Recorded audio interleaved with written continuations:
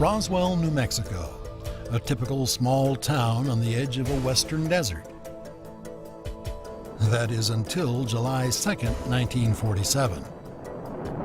On that night, witnesses claimed to have heard strange sounds and believed there was a flying saucer crash. And there were 4 beings on the ground. The military took control of the area. At a press conference, they insisted it was just a weather balloon. But was the weather balloon story just an attempt to cover up the crash of some kind of unidentified alien craft? The military definitely was trying to conceal something about the Roswell events, but it had absolutely nothing to do with UFOs, aliens, or anything of the kind. But some military personnel had different information.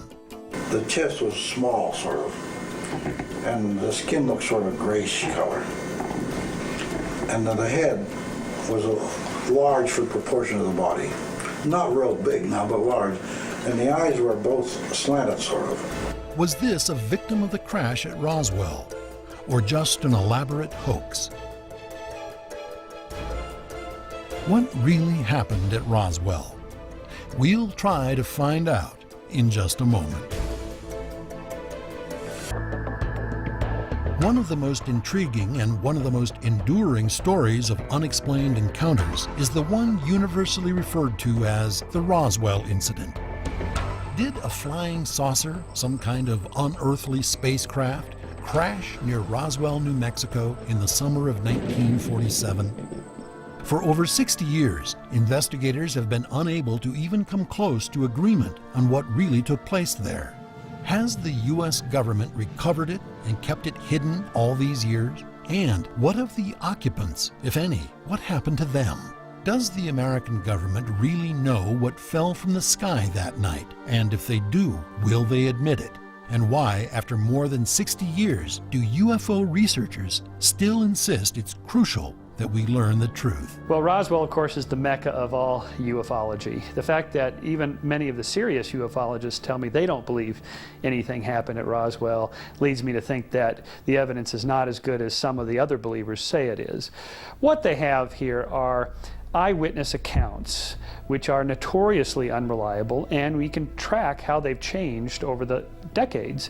And the fact is, Roswell was a non-event until 1974, when Berlitz brought out his book on Roswell, and it became a media event, and there were television shows around it and that sort of thing. That's when it took off. Roswell, as a mythic story, started in the mid-1970s. It didn't actually happen in the 1940s. Roswell doesn't fit the standard flying disc reports because there was something on the ground, it had crashed, there was wreckage, and as we found out much later, there were bodies. The advocates and the opponents both have ignored almost all the relevant data which is obtained by talking to the right witnesses, looking up the records in the newspapers, following the story around the country.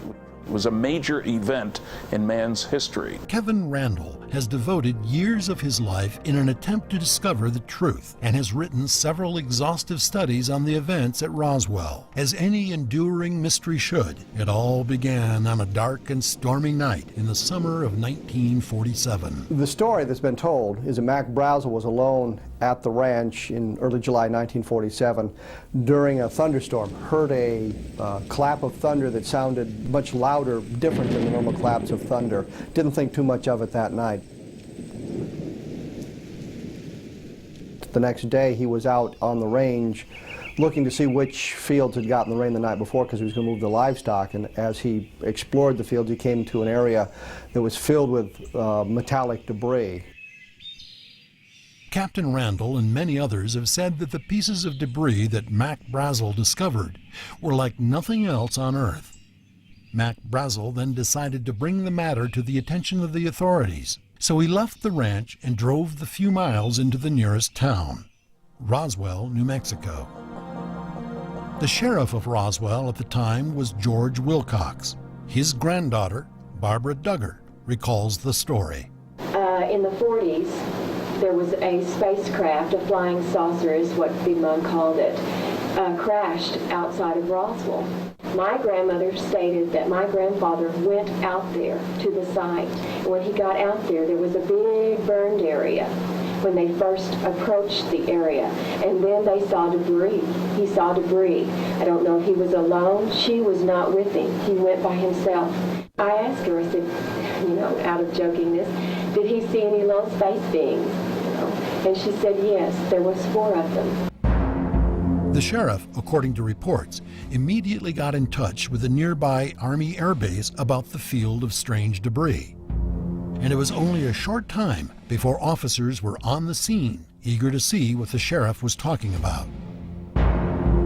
After all, a field of debris is one thing, but actual beings from outer space were quite another. What happened next appears to have been either the biggest mistake or the biggest cover-up in the history of the Air Force. Major Jesse A. Marcel, the air intelligence officer of the 509th Bomb Group, was told by Colonel Blanchard to go out and take a look at the scene himself. Marcel got out there, again, saw an area that he described himself as 3/4 of a mile long, 200 to 300 feet wide, filled with metallic debris. He showed it to Colonel William Blanchard, the commander of the 509th Bomb Group. Blanchard ordered a press release saying that the Army had captured a flying saucer, talked to Lieutenant Walter Hott. Hott issued the press release, wrote the press release, and took it to the various media outlets in Roswell, the 2 radio stations, the 2 newspapers, and from that point it went over the wire. The release read, in part, the many rumors regarding the flying discs became a reality yesterday when the intelligence office of the 509th Bomber Group of the 8th Air Force, Roswell Army Airfield, was fortunate enough to gain possession of a disc through the cooperation of one of the local ranchers. But there was no mention of the space beings the sheriff told his family he had seen. Was this the beginning of a giant hoax or a giant cover-up? Barbara Duggar's grandmother was still afraid of repercussions 40 years after the event. She said, the reason I'm telling you this is because when the incident happened, the military police came to the courthouse, to the jailhouse, and told George and I that if we ever told anything about this incident, talked about it in any way, that not only we would be killed, but the family, that they would get the rest of the family. But if the Air Force had already admitted publicly that they had in their possession a flying saucer, why threaten a local official and his family if they didn't keep silent? Having been to 19 archives, I'm not surprised that we haven't found much in the way of file data on Roswell. The government knows how to cover things up.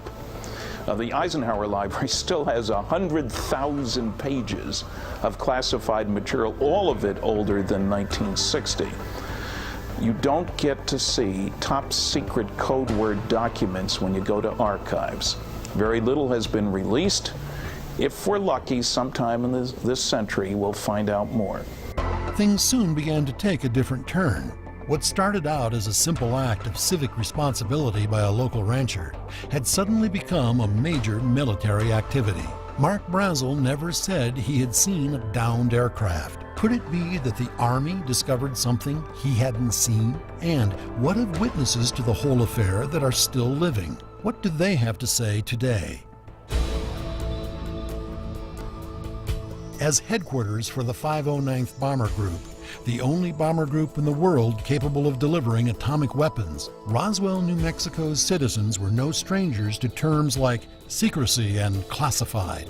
During the long days of World War II, they had become accustomed to the military's obsession with secrecy. But things were beginning to seem a bit extreme, even to these folks. According to Bill Brazel, Mark's son, his father was also sworn to secrecy. But secrecy about what? Had Mark Brazel found something more than just a field littered with strange debris?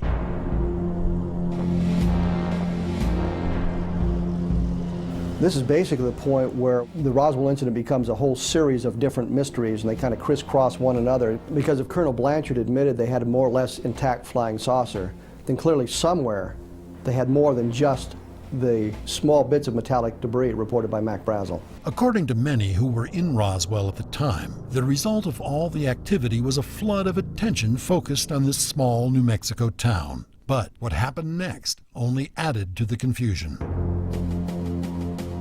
3 hours later, the official story changes. General Ramey, commander of the 8th Air Force at Fort Worth, the parent unit to the 509th Bomb Group, now said it was nothing more than a meteorological balloon with a fairly common radar reflector attached to it. According to General Ramey, the balloon had crashed on the ranch. That's what Major Marcel found. He had overreacted thinking that he had a flying saucer. It was just this weather balloon and the Raywin target reflector. U.S. Air Force's explanation is ridiculous when related to the Roswell crash. There were over 3 plane loads of debris that were taken out of the Roswell crash site, and mogul weather balloons take up the space of maybe a 19-inch television set. Could it be that this photograph was a total fabrication? Here's what the officer on the right, General Thomas Dubose, had to say about the Army Air Force press release claiming the crash was just a weather balloon. We knew that it was a cover story, and whose idea it was, I haven't the vaguest idea, but we used that in order to assuage the curiosity of the press. Why would representatives of the U.S. military announce that the debris was from a weather balloon if their senior officers knew otherwise? As it turns out, the officers weren't the only ones to see the debris in General Ramsey's office. UFO investigators recently uncovered a civilian photographer who not only saw the debris Major Marcel brought in, he actually photographed it. On July the 8th, 1947, I was a reporter for the Fort Worth Star-Telegram. I was also a backup photographer there. On that afternoon, my city editor came over and said, go out to General Ramey's office. They're bringing in a flying saucer from Roswell, and we need shots of it, and hurry because we're right on the East Coast deadline. So I hurried out to General Ramey's office, and when I arrived there, the general was not there, but was expected back momentarily. That gave me an opportunity to arrange some of the debris that I saw there on the floor and to try to make the best of a picture. I remember that it was a pretty smelly, burned odor, and it was not very photogenic at all. So in my frustration, I was trying to pose something that would make sense, and about that time the general came back in. He came immediately over and bent over and started to examine the material. And as we look at the photographs now, we see several packages of unopened material, so it had not all been laid out at that time. When the general started to examine it, I asked him, what is this, General? He shrugged his shoulders and said, damned if I know, and went ahead very intently and looking at the material.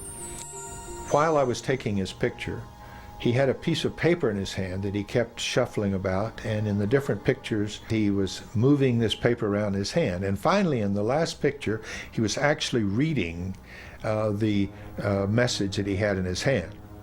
From that moment, from the time I left, I was the only person there, only civilian there, the only photographer or media person there. And but from that moment on, that material has not been seen by anyone, and it's been locked up somewhere ever since. Why do I think that the scene changed drastically and the attitude changed? I think it was the message that the general was given just as he walked into that room that changed the whole picture at that moment. After 2 years of study, the Roswell Photo Interpretation Team, called RIPIT, has come up with some interesting observations based on the Ramey message.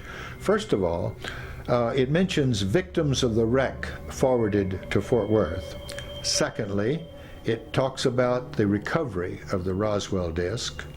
Third, what is needed at the Roswell site. And then finally, it talks about explaining it as a weather balloon.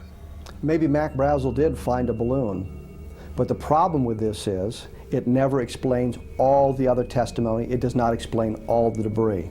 The Roswell event and everything about it is incredibly complex, and without the kind of detailed and painstaking analysis that I've done over the past 8 years, it's virtually impossible to understand. But after all this research, I am firmly convinced that the Roswell mystery, so-called, has been solved, and it had nothing whatever to do with the crash of an extraterrestrial spacecraft or its recovery by the military.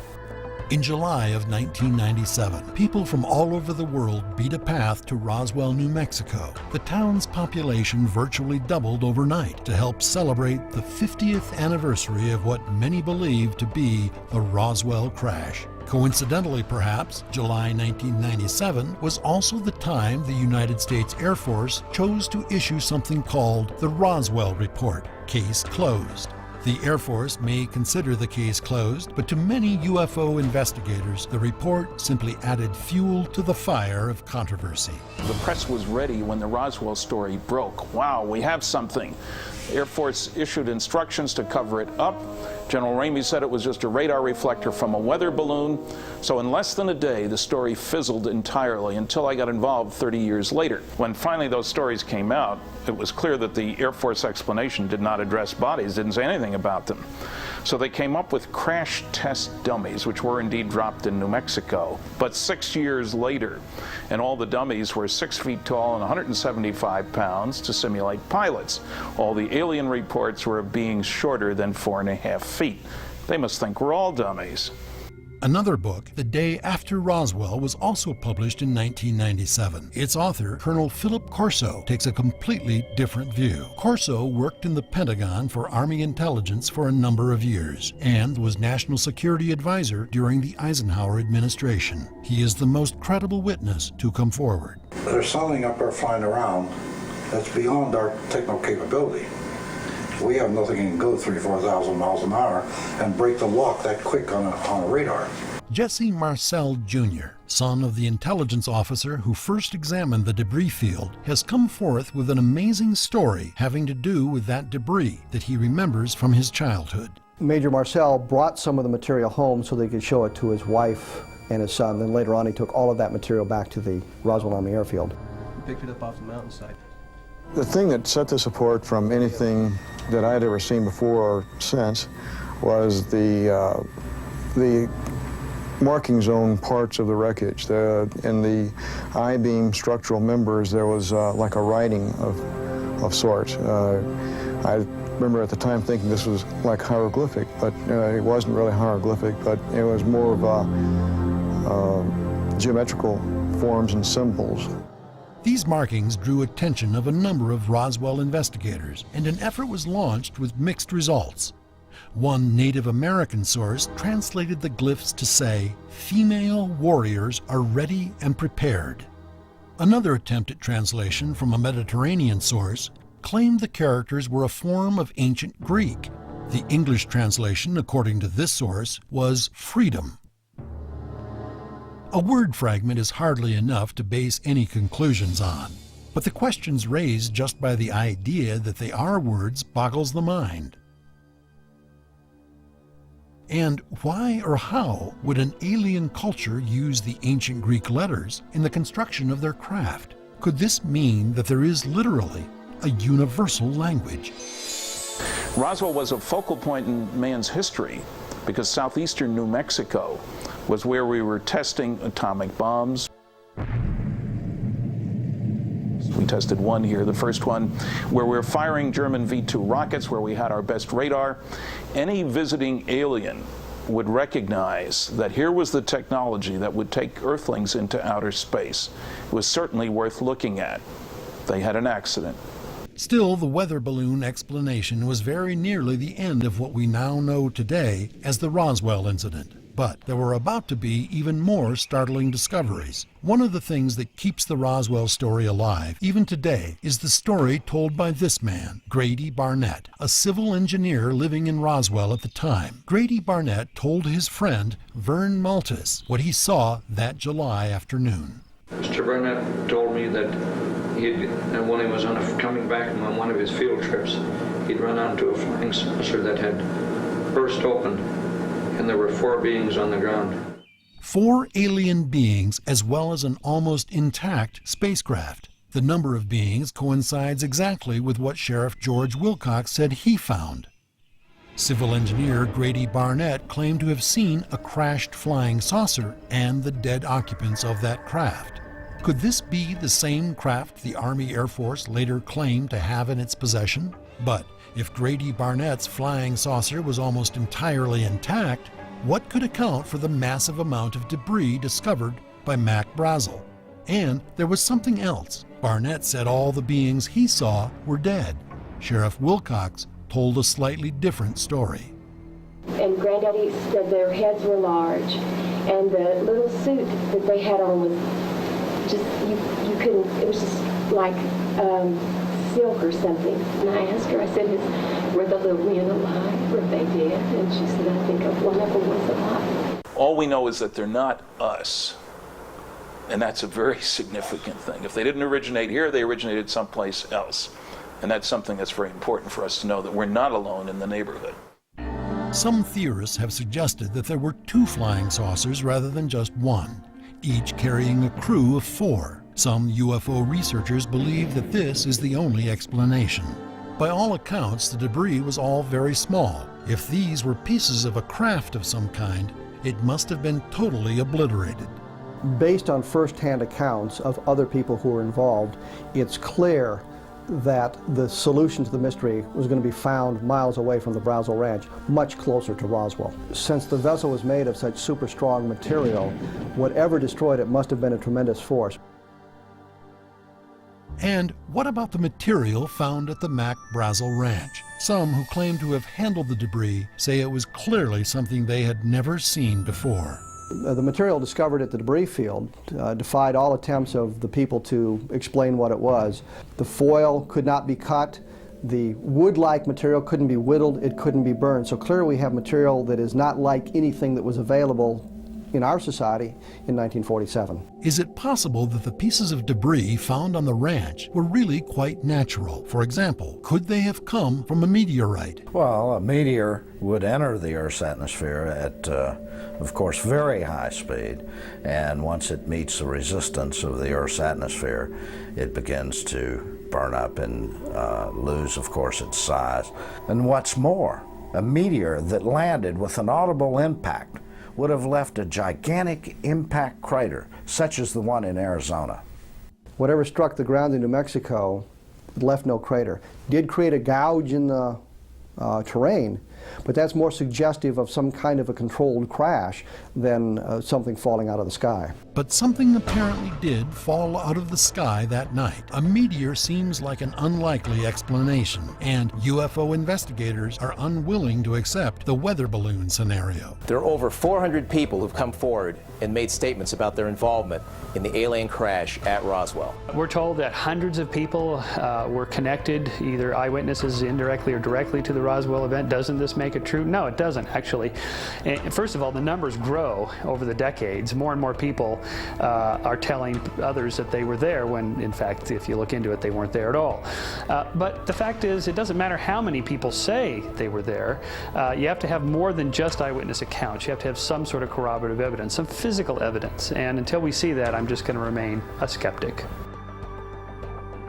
Are there other possibilities? Has the Air Force offered any other explanations? Clearly, something fell out of the sky that night.